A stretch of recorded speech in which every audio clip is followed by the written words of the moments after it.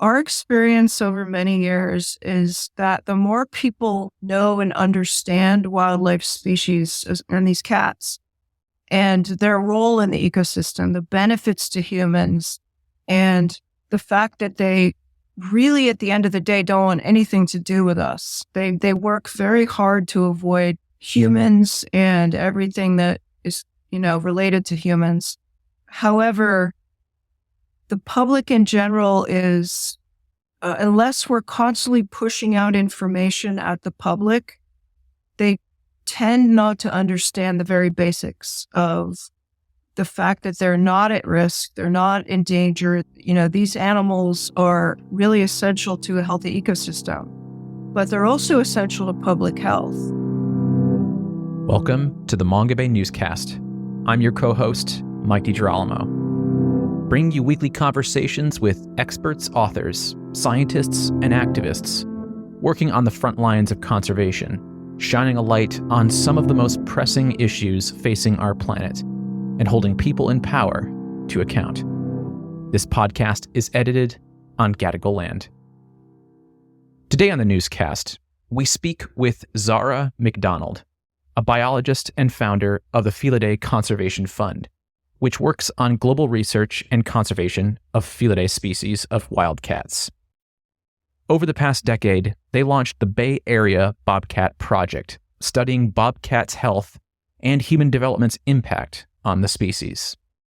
Our conversation today focuses on the bobcat, which has rebounded significantly over the past 125 years, from a dwindling population to as many as 3.5 million in the United States alone, becoming North America's most common wildcat.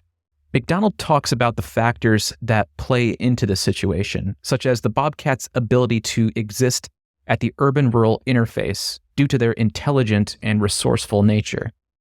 She also emphasizes the importance of bobcats for ecosystems and their ability to protect human health by decreasing the spread of zoonotic diseases and viruses. But she identifies they are vulnerable to human impacts through hunting, habitat loss, and rodenticides. We also discuss the larger topic of human-wildlife coexistence, how misinformation hurts humans' relationships with animals, and what she wishes more people knew about wildcats. Zara, welcome to the Mongabay newscast. It's great to have you with us. Thanks, Mike. It's good to be here. So, we have some really good news to explore here today, and we're going to talk about bobcat populations. They have rebounded, and there's several million of them in North America. So can you talk about this rebound? What accounts for it?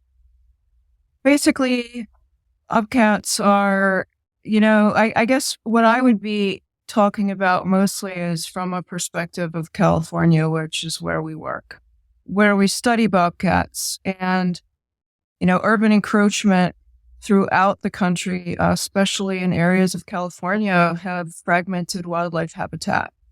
So that pushes carnivores like bobcats toward the urban wildland interface.